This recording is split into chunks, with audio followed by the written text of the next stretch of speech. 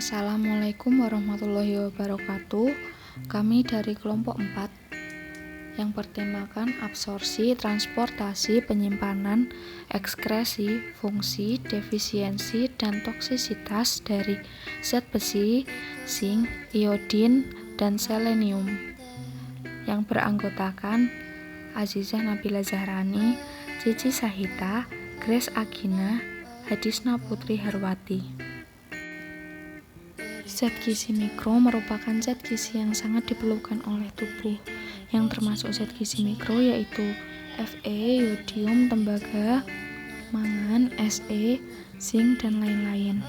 Kehilangan zat besi terjadi melalui fases 0,6 mg per hari. Getah empedu serta sel-sel mukosa, usus yang terdeskuamasi, dan sedikit melalui darah. Kadar seng yang rendah dalam tubuh menjadi faktor penyebab kemandulan pria, anemia, HIV, dan lain-lain.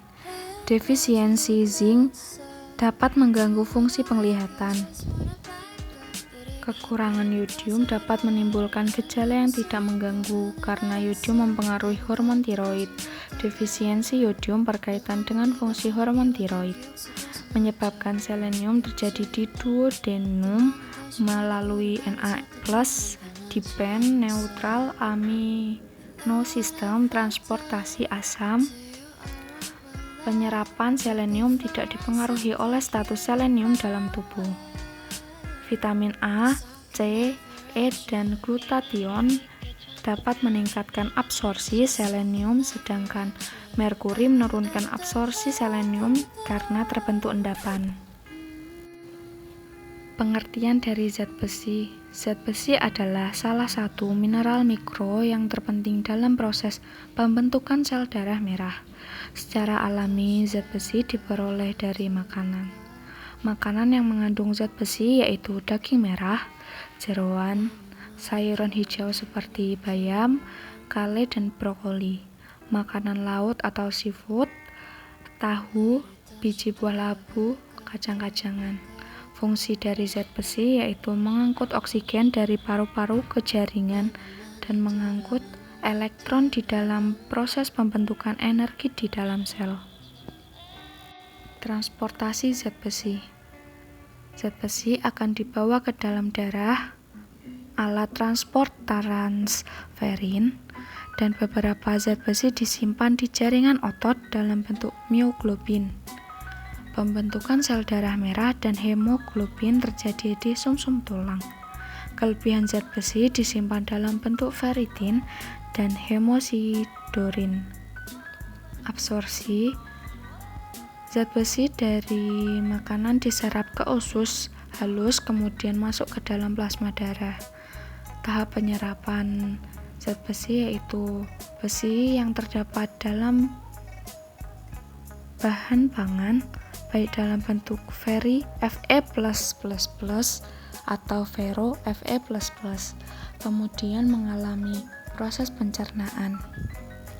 Di dalam usus, Fe++ larut dalam asam lambung, kemudian diambil oleh gastroferin dan direduksi menjadi Fe++.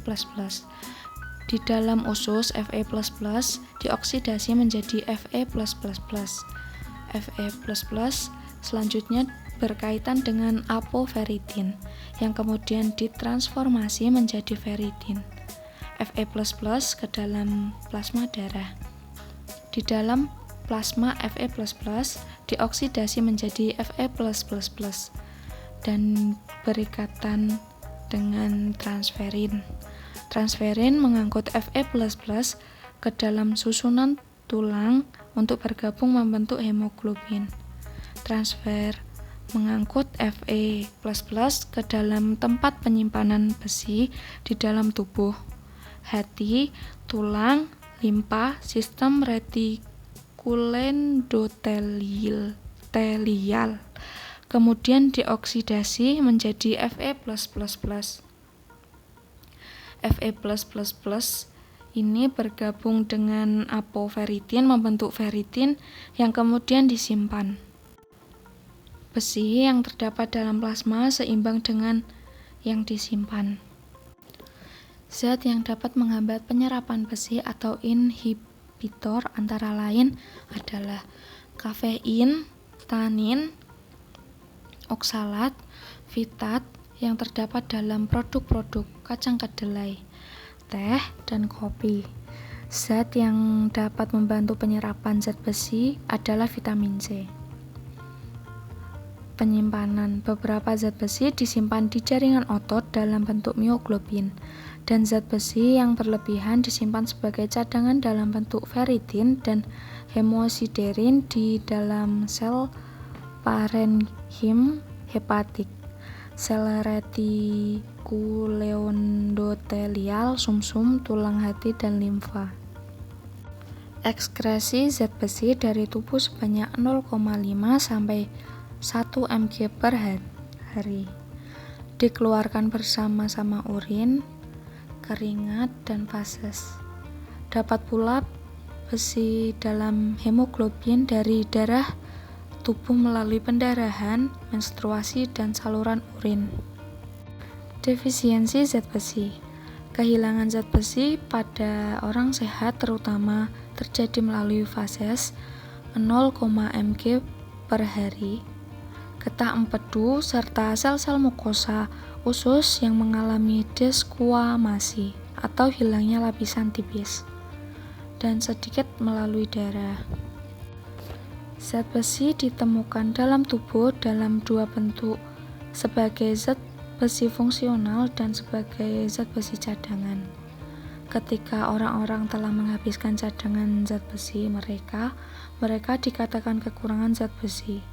Ketika seorang mengalami kekurangan zat besi, mungkin akan mengalami gejala seperti kelelahan atau gangguan konsentrasi atau tidak dapat berolahraga dengan kapasitas penuh.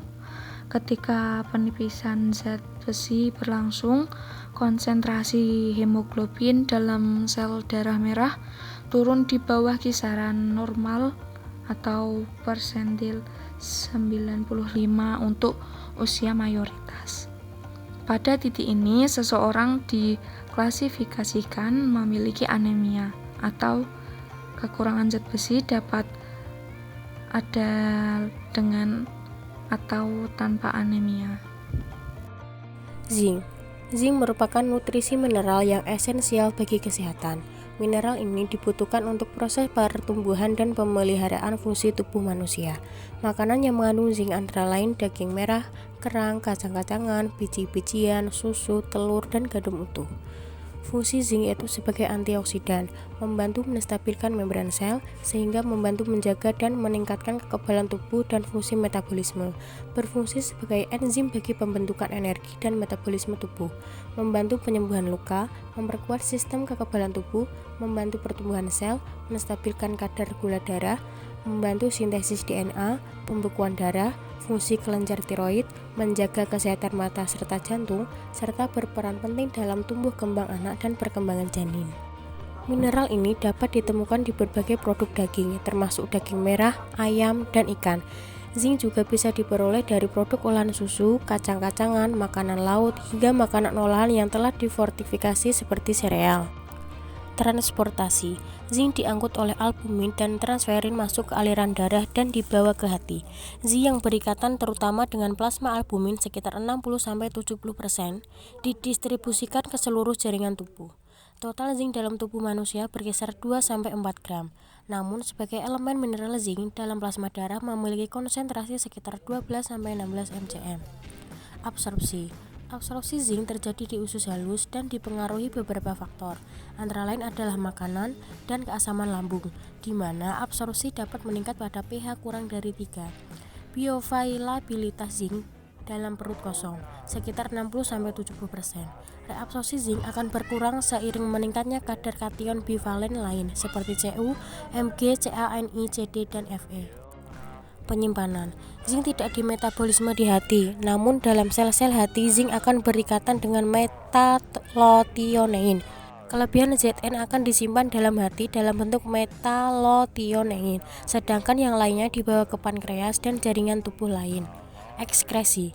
Ekskresi zinc terutama ke feses. Selain itu, zinc juga diekskresikan dalam jumlah sedikit ke dalam air susu ibu, kulit, keringat, menstruasi, dan cairan semen pria. Defisiensi zinc. Kekurangan kadar zinc dalam tubuh beresiko mengalami penurunan fungsi metabolisme dan kekebalan tubuh. Selain itu, defisiensi zinc pada anak, bayi, dan ibu hamil juga meningkatkan resiko mengalami kekerdilan dan penurunan mental. Kekurangan zinc juga dapat mempengaruhi metabolisme tubuh. Defisiensi zinc bisa ditandai dengan tumbuh kembang yang lambat, kadar insulin rendah, kehilangan nafsu makan, mudah marah, rambut rontok, kulit kasar dan kering, luka lama sembuh, kemampuan indera pengecap dan penciuman yang berkurang, diare sampai mual. Kadar zinc yang rendah dalam tubuh dapat menjadi faktor penyebab kemandulan pria, anemia, bulan sabit, HIV, depresi, dan diabetes. Selain itu, defisiensi zinc juga dapat mengganggu fungsi penglihatan. Selanjutnya yang ketiga yaitu iodium. Iodin merupakan komponen esensial dari hormon tiroid yaitu T3 dan T4. Obat oral yang digunakan merupakan bentuk aktif dalam hormon tiroid yaitu tiroksin atau T4. T4 bentuk aktif akan dibawa ke jaringan perifer dan mengalami degradasi. Iodin ini akan direuptake oleh tiroid atau diekskresikan oleh ginjal. Makanan yang mengandung iodium yaitu rumput laut, ikan kod, dan tuna, susu dan produknya, telur, udang, daging ayam dan sapi, buah plum kering, dan kacang lima. Fungsi iodium bagi tubuh adalah membantu mengubah hormon stimulasi tiroid menjadi triodotironin atau T3 dan tiroksin atau T4. Pengubahan hormon tersebut penting bagi hormon tiroid agar dapat berfungsi dengan normal. Manfaat iodin untuk kesehatan tubuh: yang pertama, menjaga metabolisme tubuh, yang kedua, memelihara kesehatan tulang, yang ketiga, berperan dalam respon imun, yang keempat, membantu perkembangan sistem saraf pusat, dan yang terakhir, mencegah gondok atau pembengkakan di leher. Yang selanjutnya ada transportasi. Iodium yang sudah diserap melalui saluran pencernaan atau lambung dan duodenum akan melalui darah ke kelenjar tiroid. Yang selanjutnya ada absorpsi. Absorpsi iodium yang terdapat dalam lugol merupakan bentuk aktif yang siap diserap oleh tubuh melalui saluran pencernaan dan diserap secara utuh sebanyak 70%. Iodin yang diserap dari makanan akan diubah dulu bentuknya membentuk ikatan, baru kemudian diserap. Untuk penyimpanan, iodin disimpan di kelenjar tiroid. Untuk ekskresi, eliminasi lugol 90% melalui urin dan sedikit melalui feses. Untuk defisiensi iodin, kekurangan iodium dapat menimbulkan gejala yang tidak mengganggu, karena iodium mempengaruhi hormon-hormon kesehatan tiroid. Sebagian besar gejala defisiensi iodium berkaitan dengan fungsi hormon tiroid. Berikut beberapa gejala akibat kekurangan iodium. Yang pertama ada pembengkakan di leher, lalu ada kenaikan berat badan yang tidak disangka, rasa lemah dan lelah, dan yang terakhir rambut rontok. Selanjutnya yang keempat yaitu selenium. Selenium yang memiliki lambang Se adalah mineral yang sangat penting bagi kesehatan manusia. Selenium dalam bentuk selenoprotein memiliki banyak peran dalam kesehatan dan metabolisme tubuh. Mineral ini dapat ditemui di dalam biji-bijian, sayuran hijau, jamur shiitake, dan juga jamur kancing. Selenium terdapat pula pada ragi yang juga merupakan sumber yang sangat baik dan biasa digunakan untuk membuat roti. Sumber makanan hewani yang mengandung selenium antara lain ialah ikan, makanan laut, daging sapi, dan unggas.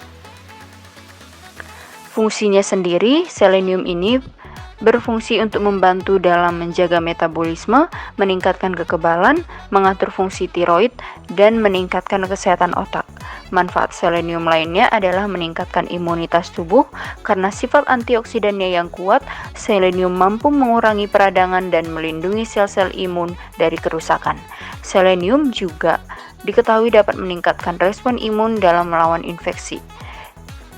Enzim yang mengandung selenium bekerja bersama dengan vitamin E untuk mencegah radikal bebas yang menimbulkan kerusakan oksidatif pada sel dan jaringan. Transportasinya, selenium organik akan diserap oleh dinding usus dan diedarkan dalam aliran darah melalui rute asam amino sehingga meningkatkan retensi serta dapat disimpan sebagai cadangan nutrisi pada berbagai jaringan. Sementara itu, selenium anorganik diserap secara pasif di usus dan diekskresikan bersama dengan urin sehingga retensinya di dalam daging dan organ tubuh tidak sebanyak selenium organik. Absorpsi. Penyerapan selenium terjadi di duodenum melalui Na+ ataupun min dependent neutral amino sistem transportasi asam. Penyerapan selenium tidak dipengaruhi oleh status selenium dalam tubuh. Penyerapan selenium tergantung pada beberapa nutrisi yang lain.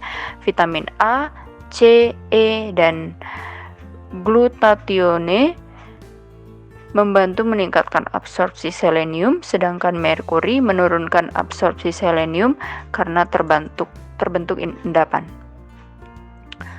Selanjutnya, penyimpanan selenium itu disimpan di berbagai jaringan di dalam tubuh.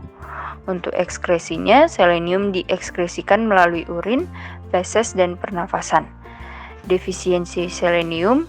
Kekurangan selenium terjadi ketika ada asupan makanan yang tidak mengandung cukup selenium. Defisiensi dapat meningkatkan risiko pembentukan plak yang menyumbat pembuluh arteri.